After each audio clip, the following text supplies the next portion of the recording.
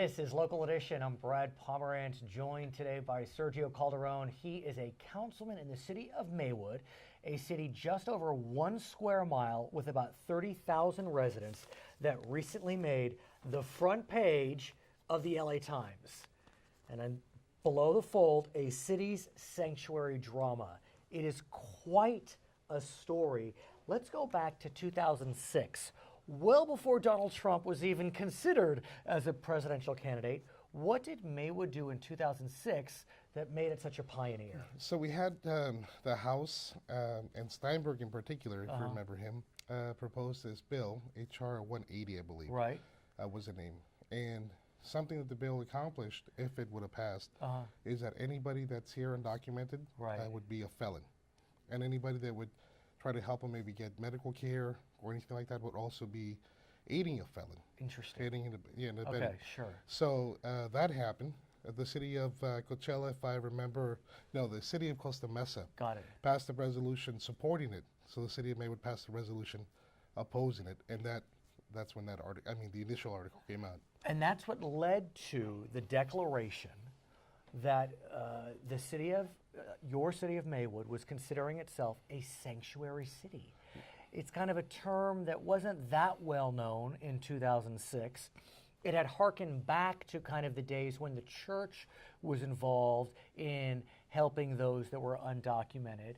But as a result of that early declaration, Maywood at some level is a poster child for this movement toward cities declaring sanctuary status. There are now over 400 cities that have declared sanctuary status of some form. Talk to us about how that feels to have little old Maywood be a pioneer on an issue that's really a lightning rod today. Sure. Well, I can tell you, let me give you just a little bit of background. The city of Maywood is 1 square mile. 30,000 people live there, latest census count. Right. And we actually do have a very large congregation, Catholic congregation there, that was really key in helping the community know who was running and what they stood for. It's funny you should say that, because I know where you're going. The article talks about part of what was going on back in 2006. And part of that, and that's where you saw the faith community activate, was that the city set up some checkpoints. Right, exactly. And those checkpoints in the city of 1.08 square miles, whatever it is, apparently was looking for those that didn't have driver's licenses. If you're undocumented, you don't have a driver's license. Back then, we didn't have the Gil Cedillo bill that allows the undocumented to get driver's licenses. And as a result, you had many individuals that were having their cars impounded, huge impound fees. They couldn't get their cars back. They couldn't get to work. And it caused a spiral effect. Right, exactly. So, to be fair to everyone, many of the council members that were elected back when those checkpoints were taking place aren't here to tell their side of the story. Yes. But officially... Well, very good. You're a politician. Very good. They were DUI checkpoints. They were. You're right. I should have said it that way. But the ramifications of it. The frequency and the ramifications. So you had a large population of undocumented people trying to drive the kids from school, to school, to work, from work. And many, many cars were seized. Right. Leaving these families with no transportation whatsoever. So ultimately, as a result of the hue and cry connected to the checkpoints that were ostensibly for DUI but were sweeping up undocumented without licenses, the city council saw a real shift. Folks that had been supporting the checkpoints were voted off, new folks were voted in. I don't think you were part of that wave. No, I was voted in actually in November of 2005 as a response. Oh, so you were part of that wave. Oh my. Okay, so you were there when this all happened. And so in a city today that is, it's over 90% Latino, I believe. Over 90%, yes. How are you all feeling today as a result of what's happening out of Washington? Because when that declaration was made 10, 11 years ago, it was at some level symbolic. Right. Now it's extremely relevant.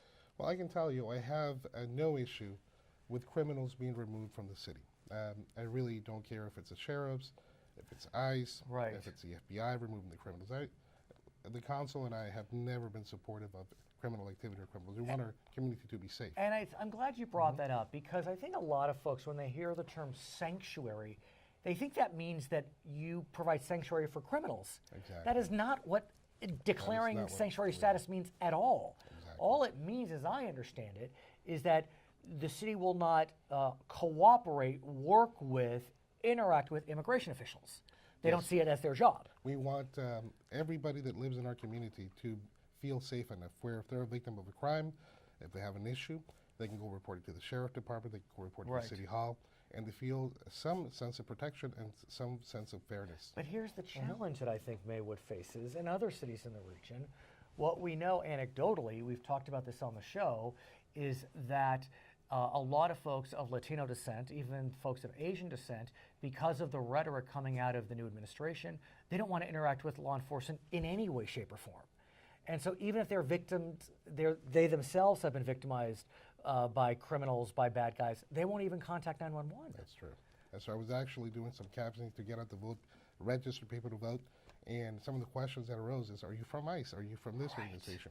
So when you have that fear, oftentimes people are just going to be less responsive and less able to communicate and less willing to open their doors and become civically engaged. And it's also one thing for someone, it's a horrific tragedy that if they don't want to report a crime, but what if they are a witness to a crime? Exactly. Anecdotally, we know folks that are witnesses to crimes, even if they're documented, they're not getting involved. Yes. They don't want to interact with law enforcement. Even if they're documented, they may have an undocumented nephew or grandmother or whatever it may be. Exactly. That's an issue in Maywood. It has been an issue in Maywood.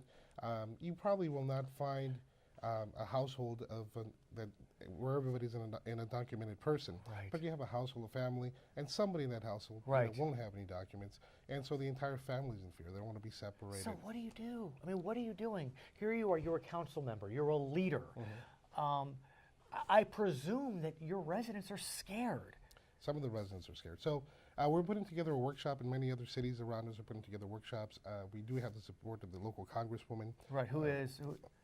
Congresswoman Lucille Roybal Sure, Allard. of course. She's been very vocal on Twitter about this. The support of Senator Ricardo Lara. Yeah. And we're bringing resources and information to the community so everybody knows what their rights are.